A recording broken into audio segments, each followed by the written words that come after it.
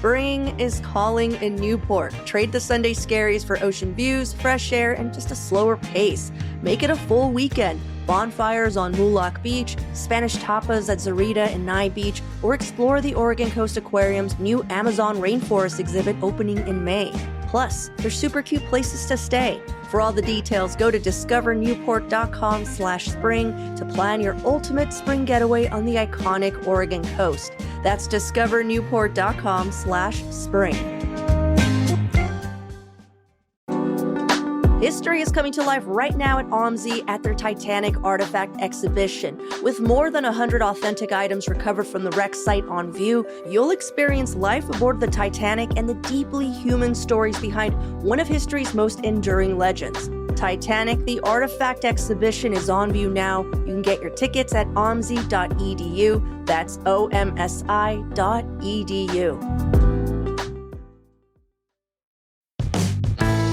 This is CityCast Portland. I'm Claudia Meza, and this is what Portland's talking about. Today on CityCast Portland, we're talking about the one bill Governor Kotek might veto and how it might affect our local city councilors, local law enforcement asking for help finding an alleged escaped child abuser and former Gresham police officer, and why the Oregon Health Authority is putting their foot down on paying numbing agents at tattoo parlors. Joining me are KBOO News Director Althea Billings and our very own executive producer, John Notarianni. You guys, thanks for being here. Hey, good morning, Claudia. Hey, Claudia. On a scale of 1 to 10, do we love Bjork? That's not 10 out of 10. Yeah, 10 out of 10, right? Bjork. She breaks the scale. You know this. Yeah, we cut it all out, but there was a whole Bjork preamble before we started the show, and so Claudia's having a Bjork-inspired week. A reawakening, I would say. Before we jump into the news, I usually ask an opening question so any new listeners can get to know our guests a little better, and today's opening question is inspired by the Broadway Bridge reopening this past Sunday after a 6-month closure. And it was closed for repairs and upgrades that are technically not done with. There will be some intermittent closures. Next weekend is one. I think they're putting the finishing touches on the bridge is what I've read. They're closing it again from 5 a.m. on Saturday through 11:30 p.m. on Sunday. So you might want to find an alternate bridge if you need to get across it. Fun fact, the county only paid for the design costs and 10% of the construction costs. The federal government actually paid for the rest of the $21.8 million it took to cover the project. I just thought that was really interesting. Oh, thank you, federal government. Yeah, I know. So my question to you both is, if you could put another bridge anywhere along the river, where would it be? Completely selfishly, I think the only way to answer this question is like, what would be most convenient to where you personally live? Totally. And so for me, I would love a pedestrian access along where the Fremont Bridge is. Fremont Bridge is like a very wonderfully centrally located bridge for me, but you can't ride your bike across the Fremont Bridge. It's just not built for that. And my proposal would be maybe not to do it directly along the Fremont Bridge, but to create a zip line from the Skidmore Bluffs. Zip line, it comes back. Across the river. We would have to build like a really tall tower on the other end so you could have like zip lines either way. Mm-hmm. I think the federal government can totally afford this. This is like a couple $100,000 tops. Listeners, I need you to know that John, at any point that he can, is going to try to sell you on a zip line. It's the transportation mode of the future. Okay. It really is. E-bikes, whatever. Old news. Zip lines. Althea, what about you? I love the zip line idea. I think that's some public infrastructure we can get really excited about. I like the idea of someone like sitting on their bike and then also being on the zip line. Like you got to have the bike hook up somehow. My thought is similar kind of to what John was saying about what would be most convenient for me. I live in Southwest. It is weird that there's no bridges across the Willamette between the Selwood Bridge and Oregon City. That's a pretty long stretch. If you find yourself anywhere down there, you got to pick one or the other, which can be kind of inconvenient. And then I was also thinking about, boy, wouldn't it be great if we already had more bridges on the Columbia so we didn't have to do that whole major shutdown that's coming. But yet, Practical. Not to say that a zip line isn't, of course. Althea, it would be a cheaper way to get across the Columbia River? Oh, tell me, please. Just a little zip line, maybe. Oh my God. I just want a walkable bridge. I love the St. John's Bridge, but anyone who's walked across it knows how painful it is to walk across it. It's so loud. You feel the wind of the car, and the walkway is so narrow. Every time I walk with my dog, I like pick her up because she does not like walking on it. She refuses to, and then she pretends to swim. You know when a dog is near water and it does the swimming thing? That's how much wind is happening that she thinks she's in water. She's just like, it's really cute, but it's also like, oh, buddy. Oh, maybe she's seen the water. Yeah, I didn't think about that. Like, she's like, oh, I guess she's throwing me over. Yeah. Gotta get ready. Gotta be ready. I seriously didn't piece that together, and that's really sad and funny. All right. Putting your dog life jacket on to cross the St. John's Bridge. Yep. Thanks, you guys, for your answers. On to the news of the week. Althea, you have an interesting headline to break down because it's a murky issue that's actually come up time and time again for some of our own city councilors. So what is going on at the state level with this possible new law? Right. Governor Kotek is considering, she let the people know on Friday, guys, we might be vetoing House Bill 4177, which passed in the short session back in March, overwhelmingly. And what it was meant to do was to clarify aspects of Oregon's public meetings law. There was an update to that in 2023. Everybody kind of freaked out. All of your county officials, city officials, school board members were pushing for this legislation to try to clear this up. There was an Oregon Ethics Commission thing that they put out that confused everybody because you couldn't talk to constituents or the media because, right, the whole point of public meeting law is that things that concern the public should be discussed in the public so people know what's going on and they know how decisions are being made. And there was this update in 2023 that included something called serial communication. So like a text thread with your fellow counselors about stuff that's going on or is in your jurisdiction could really run afoul of that. So that's what kind of put this forward. And it was passed overwhelmingly by the legislature, but even those who brought it forward admitted that it had some pretty serious flaws in it and would need to be revisited in next year's session. And so Kotek is saying that she might veto it. And this is relying on reporting from Alex Baumhart at the Capitol Chronicle and Betsy Hammond at Oregon Live, who broke this all down. There was a lot of pushback from journalists, the Ethics Commission itself, and good government groups to say, pump the brakes, dude. This is like really bad. This creates a huge loophole in the public trust and our transparency such that it is. Yeah, I just don't understand why you would push through a law that's already trying to clear up something that's very murky and then making that law confusing or also murky. Like, oh, by the way, it's a little not cleaned up. We'll clean it up next time. It's like, no, buddy, clean it up now. Like, the whole point of this law is to know if we're suing our counselors or not, if we're like putting these people through the ringer, you know? So yeah, I don't know. It makes sense to me why Kotek would just be like, yeah, no, bad law. I will also mention the Oregon Ethics Commission. So they sort of kicked off this freak out, I guess, because they gave this confusing and conflicting answer about how public officials should comport with the language, right?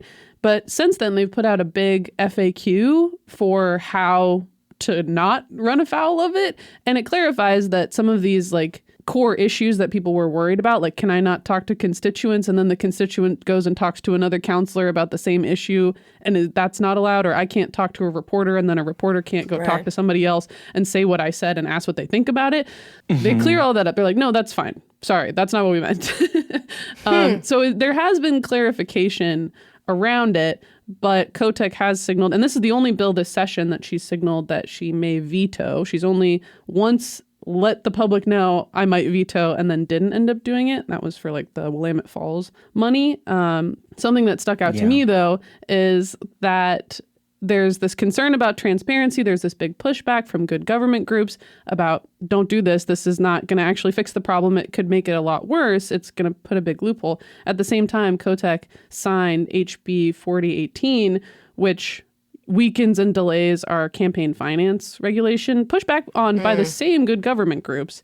And Oops. yeah, this is what she wrote about something that she signed, by the way. Quote, "It could weaken enforcement standards, narrow disclosure requirements, and introduce new ambiguities."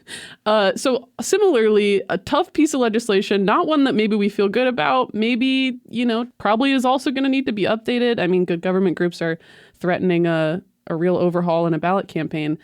So it's just interesting to hold both of those at the same time. Yeah. I just feel like they need to put something on the books and they need to figure this out, because it's not just we keep bringing up our counselors. It's been a couple things that they've been dinged on, texting during budget meetings, going on retreats, all these things. And it snowballs, because then they'll get counsel pro bono and then they'll get dinged for that. So I'm just saying, it sounds like a benign law, not kind of wonky, but it weirdly does have a lot of weight and a lot of repercussions for our local elected leaders. And we were getting reports that council in Salem was getting dinged. So it's not just, what I'm saying is it's so confusing that across the board, people are just not understanding what to do. So if they're going to wait a whole year, I just don't understand why it's so hard to write a law that is understandable. It's clear. Yeah. And You should run on that, Claudia. Holy. Why is it hard? Here's my gut take, and this might be an unpopular opinion, and I could be wrong about this, but my guess is that there's a certain amount of kind of off the record dealing that is native to politics, that is just a part of how things get done, and that is actually good sometimes. That also can be a vessel for collusion and doing things that are not in the public interest. Trying to find a way to balance a law that preserves the good, productive parts of that, but outlaws the sort of manipulative, nasty part of that is tricky. One final just mention, right, about why do journalists care about this, relating to last week's episode when we mentioned the Oregonians' investigation into Morrow County and how Amazon conducted itself and how Morrow County commissioners colluded about this. This is related to public records law. It's because of that came to light, So there's also consequence on that side. Also an example of why this needs to exist. Exactly. I mean, but I feel like that in particular also had a lot more tied to just them talking about it. There were pretty illegal actions that happened. Same thing with texting while a budget meeting is happening. It's maybe don't do that, To me, maybe it's just me, because I'm to me, it seems so clear. It's while the action of a law is being made, shut the fuck up. Let it be public. Okay, whatever. I totally agree with John saying. It is pretty hard to know what is above board politics that is still kind of icky but has to happen, and what is all right, called 1970s Washington Post. Get Bob Woodward in here, please. Yeah. Thanks for breaking this down. I know if anyone has any questions about it, check out the reporting on it. It is a little convoluted, as we're explaining, and they themselves find it convoluted, and it's why we can't land on a law here. So let's take a quick break here. When we come back, local law enforcement is asking for our help.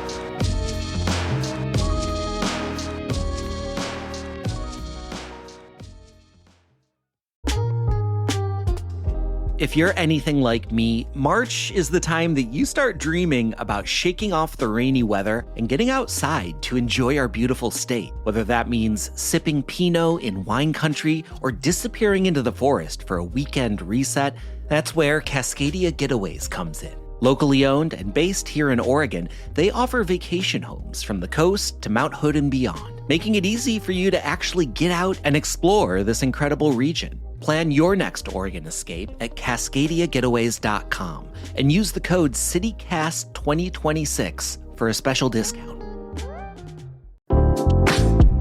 I know many of us are looking out for more ways to be climate conscious, and while many people install solar panels on their homes, millions of renters, condo owners, homes with shady roofs, even small businesses who want to go solar but simply can't install panels are sidelined. Cascadia Community Energy is changing that, eliminating barriers by connecting people to clean, local energy for their homes and businesses through the Oregon Community Solar Program. Now, Community Solar is designed to give everyone access to local solar farms without buying the panels. So if you're wondering if you can access discounted local solar farms, Cascadia is now serving the entire PGE service area with no installations and no termination fees. This is solar made simple. Go discover how you can make an impact and save on your power bill at CascadiaCommunityEnergy.com. That's CascadiaCommunityEnergy.com.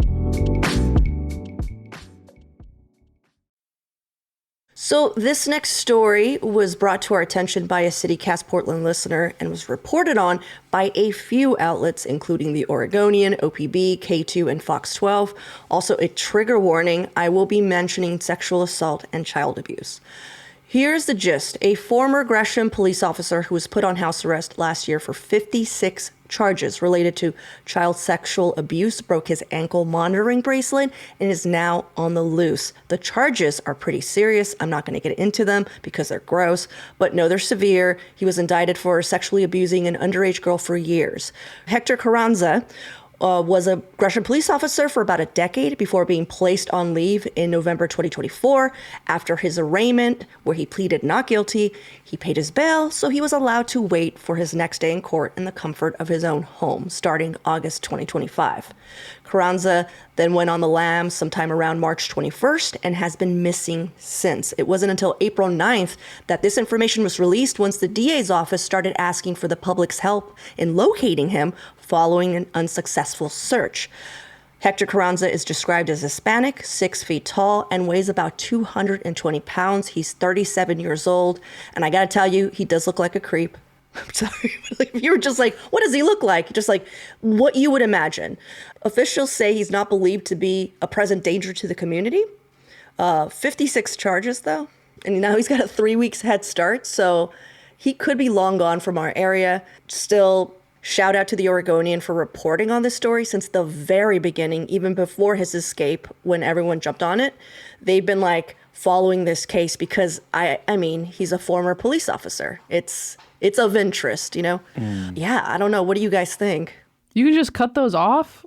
Sorry, I thought that the whole thing was that you couldn't cut off the ankle monitor. Yeah, like it would monitor, so like it would just go off somewhere, right? Like, hey, cut off. I mean, look, I haven't had a ton of time interfacing with ankle monitors, but I thought that we kind of had those dialed in. Yeah, and it does, for me, raise questions about like, how we handle pretrial supervision in cases like this. I mean, this sounds like a very high-level sexual abuse case, right? And the fact that like this person is able to be granted bail and then evade law enforcement. I mean, I don't know. It sounds like this is somebody who maybe shouldn't qualify for home monitoring. I think it's because he was a police officer. I have to tell you. Let's all be honest. And I think there was two things here. One, was he getting special treatment or was he basically put, in a separate facility, like for his own sake? Because, in jail, we all kind of know police officers already risk. Child sex abusers, that's like top of the list, So that was my inclination, is like, I wonder if they allowed this because they're just like, ugh, it's going to be more work looking out for him in jail. Is it not considered on the same level as like a violent crime? I know some of the reporting was saying that yes, he's 3 weeks on the lam. No, we don't think he's a danger to anybody else. Is that a factor? Here's the deal, Althea. Then you talk about society and what they consider a violent crime. Because to me, this is a violent crime. Right. That was my thought. And I feel like the reason they're saying he's not believed to be a present danger to the community is because he's not presumed to be a danger to adult men or adult women.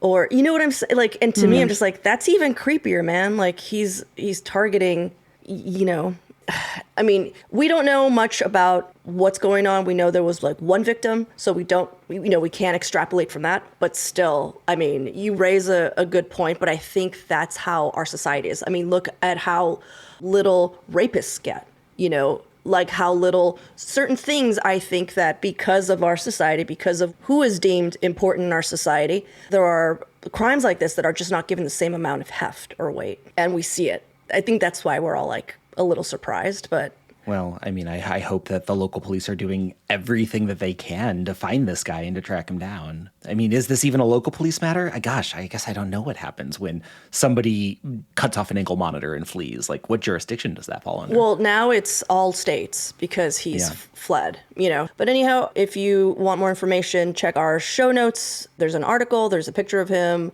And if you have any information, reach out to the Multnomah County Sheriff's Office. They're soliciting tips at 503-988-0560 or at tips@mcso.us. That's tips@mcso.us. Let's take a quick break here, and when we come back, John has got some possibly painful news about your next tattoo.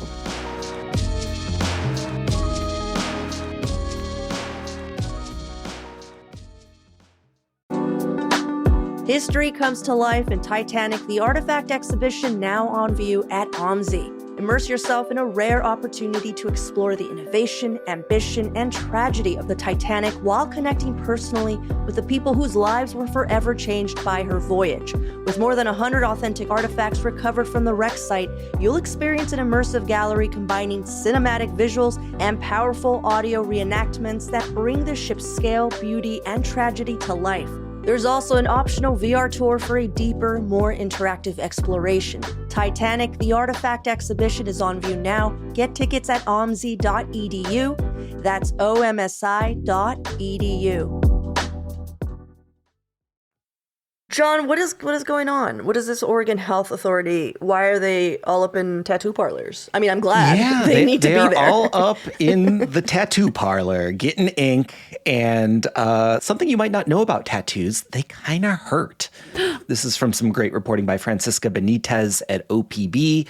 Last month, the Oregon Health Authority issued what they called a, quote, practice clarification for tattoo artists, saying that they can't apply over-the-counter topical anesthetics. That's stuff like numbing creams.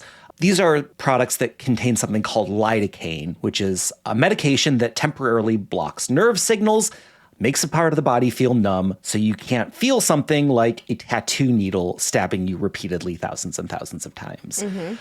Pretty common stuff. This is in like sunburn and itch relief cream, and you can totally buy it over the counter. Like at any pharmacy, you can just go in and buy this stuff.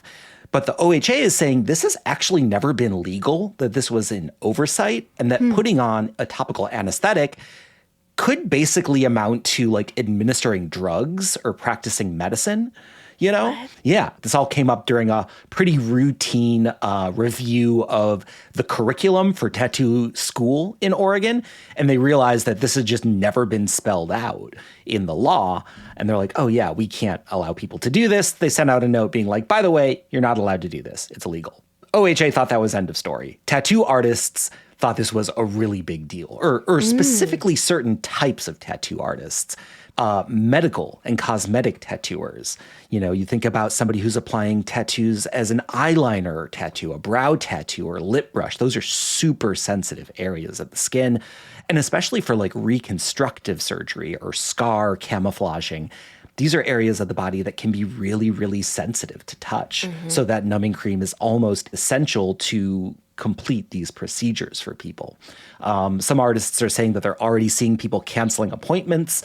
And that this is a major rule change that was sort of pushed through without any real formal rulemaking. I will say not all tattoo artists use this numbing cream, especially when it comes to more like traditional sort of art tattoos, I guess you could call them. It's not super commonly used, but it is this tool that a lot of artists rely on. Claudia, I know you have at least one tattoo. Did you use numbing cream when you got it? No, I was going to say, like, I've never heard of numbing cream as part of the procedure for just regular arm or whatever tattoos. Had I known, I might have been interested. Claudia's takeaway is like, wait, why didn't I get that? Yeah. Well, if it's not affecting the ink, if it's not affecting the sanitation part, I'm like, why not allow it? But I'm curious, John, you have way more tattoos than I do. Have you at all used anything like that? I've never used it either, but like I've also never gotten a tattoo on my eyebrow. You know, I've never gotten a tattoo on my lip. I feel like, you know, it makes sense for places of the body where it's going to be really, really painful. But I see yeah, workarounds. I see workarounds. Well, here's the thing. This stuff is like totally available over the counter. That's what I'm so saying. like Yeah. somebody can put it on themselves. And that's what the tattoo artists are saying. Like, this is a dumb rule change because I can't put it on a client, but a client can put it on themselves. Exactly. Like, that doesn't make any sense. And there is an issue of like making sure that they actually get quality product, get something that works, or making sure that they know how to put it on properly, you know? It's just this big sort of blind spot in the rulemaking process, and the OHA, in sort of their pursuit of legal compliance, had to come through and say very quickly, like, no, you can't do this. Two things. One, does it imply that if a kid scootering by your house skins their knee and you give them Bactine on their knee, like, is that bad? Are we not supposed to be doing that? Helping out your fellow neighbor? What's up there? But also, is this dangerous? That's the thing that I don't understand, because I think I've seen tattoo artists who are we're not talking cosmetic tattooers, but they will speak, I think, in videos that I've seen, negatively about people like secretly putting on the anesthetic and then coming in, and that sometimes the pain response is actually important for the tattoo artist to understand how deep they're going, like whether what they're performing is accurate, and part of the pain response is part of that. But is it dangerous to the person? Generally speaking, no, but there are circumstances where it can be. If you put like a ton on, or if you put it on like broken skin, that can be dangerous. And there have been like 2 instances where somebody was disciplined for using it. Both were near somebody's eye, and one of them was using like medical grade lidocaine. So it makes sense that there might need to be like some sort of rulemaking process here, but generally speaking, it's super common. And it's funny, in the article from OPB, they talked with one tattoo studio about it, and they're like, oh yeah, we took our bottle of it and took it off of our tattoo station and put it on a high shelf and said, nobody should use this. And that was their fix. I love that they're basically saying, like, we're still using it. No, we're fine. Tell the OHA it's out of reach. Tell them that the stepladder is back in the closet. No one's tall. No one's tall Everybody enough. who works at this parlor is very short. Yeah. And we don't understand how ladders work, so don't worry. It's never going to get used again. Jeez. Do you see an appeal? Do you think, like, it might get overturned? I mean, I think in the short term, this is just going to be one of those, like, be a little bit discreet, like, hand it to your client, ask them to put it on themselves, et cetera, et cetera. But I mean, I think it's kind of on tattoo artists at this point. You know, if they get together and like put enough pressure on the OHA, then like, yeah, there definitely could be a formal rulemaking process. And I think that there should be, because, you know, sort of admitting that there's this big gap in what the rule is and that people are sort of having to go outside the law to do their work is not a good fix. Potentially, it could even be pushed to a point down the road where there's some sort of a like legislative angle to this. You know, Oregon is one of the few states where tattoo artists have to go through schooling, like a very specific schooling, get a very specific certificate. To me, the obvious answer is just incorporate it into the schooling so they're trained. And that way OHA can like wash their hands of it, which is being like, okay, now they're trained. Yeah, especially because this was discovered in a review of the curriculum for the schooling. Yeah. But I do wonder if there is like some sort of way more complex legal like medical liability thing here that like we don't understand. You know how like I think like teachers aren't allowed to give kids like Advil or ibuprofen, you know? Yeah. When you look at the most extreme sort of example of the way that this could go bad, I'm sure that these laws are calibrated to protect against that. And, you know, nobody wants to get more hurt at a tattoo parlor than they need to.